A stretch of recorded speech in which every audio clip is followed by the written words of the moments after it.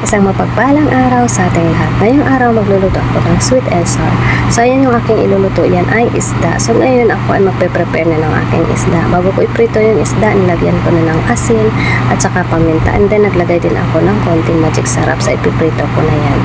And ayan, maglalagay na ako ng asin habang ako ay nagpapainit muna ng aking kawali. And then ayan, nilalagyan ko muna ng asin ang isda na yun. At saka hindi ko nga pala alam kung anong pangalan ng isda na yun. Kasi ako wala akong alam na mga pangalan ng isda. Kaya kayo na kumilala kung anong isda yan. And then, yung pagluto ko nga pala ng sweet and sour, yung mga ipapakita ko sa inyo na kung gaano kadami or kakunti yung aking mga nilalagay, kayo na po yung bahalang mag-estimate kung ano yung inyong panlasa. May iba kasi na ayaw ng sobrang matamis, kaya nasa sa inyo din po yung mag-a-adjust kung gaano or gaano karami yung mga ilalagay nyo mga spices. Yung sa akin kasi, pinakita ko lang yung mga paano ko nilalagay or ano yung mga ginagamit sa pagluluto ng sweet and sour. And then, i-comment nyo rin nga pala kung ano yung inyong mga iba pang ginagamit sa pagluluto ninyo ng sweet and sour. So, ayan, medyo dumikit yung pinakailalim ng aking isda na piniprito. Ayan, di ko nga pala na-videohan yung ilagay ko kasi nakalimutan kong i-click yung ating camera.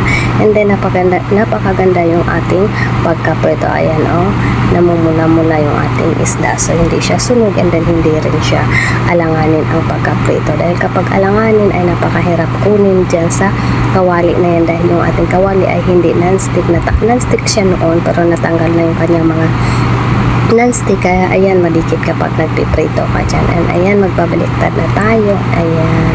So kung napansin nyo pala, naglagay ako ng takip ng kawali. Kung bakit ako naglalagay, dahil nga doon sa sobrang talsik ng mantika para hindi malalagyan ng mantika yung ating buong kusina.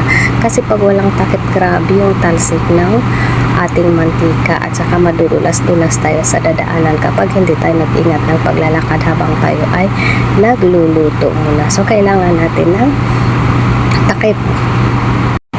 And then, ayan, nagpan-prepare tayong tubig. Nilagay na natin yung asin, asukal, black pepper, and then maglagay din ako dyan ng vinegar at saka ketchup. So, ayan yung ating mga kailangan sa ating tubig. And then, haluin lang natin ng maigi para mag-mix yung ating asin, asukal, and then matutunaw silang lahat bago natin ilalagay yan mamaya at papakuluan. And naglagay ako ng 3 kutsara ng vinegar. And then, ayan, magigisa na ako ng aking mga gagamitin na lamas. So, ayan yung aking ginigisa.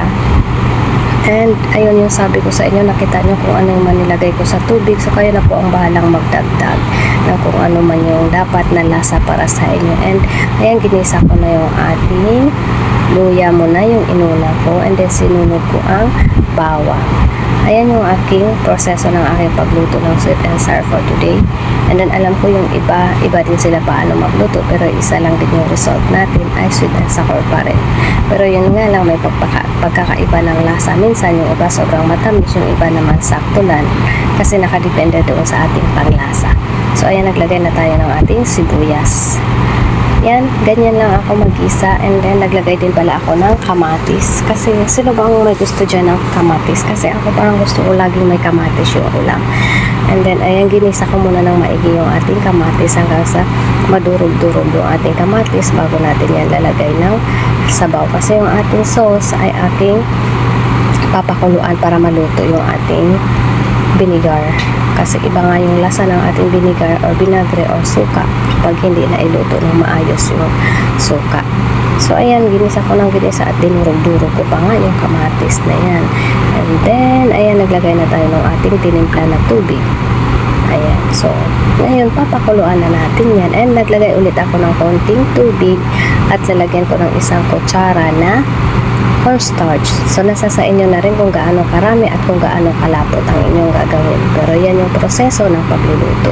Nakadepende na sa inyo kung gaano karami yung inyong ilalagay at gaano karami yung inyong sabaw. Kaya nakadepende din sa inyong luto. So, ayan, bago natin ilalagay yung ating pampalapot, ay tikman muna natin kung tama na yung ating timpla.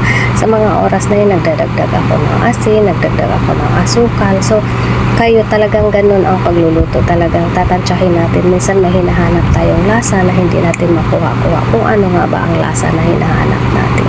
So ayan na nga, kumulo na at nailagay ko na rin yung carrots. Hindi ko na i-video nung nilagay ko yung carrots. Nakalimutan kong i-click yung ating camera. And then, ayan, inilagay na natin yung ating isda para mapakuluan naman yung isda para lumambot yung mga ulo ng isdang pinrito natin. And then, diba yung iba pag nagluto ng sweet and sour, ibubuhos lang yung sauce sa isda or chicken or kung ano man yung ating ilulutong sweet and sour.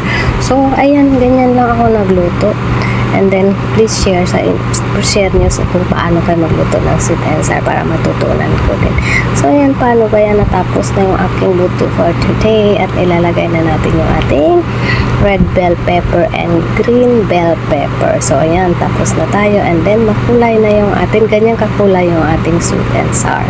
So, ayan, sana nakapulot kayo ng aral sa aking munting sharing for today. Thank you for watching, for always supporting my YouTube channel.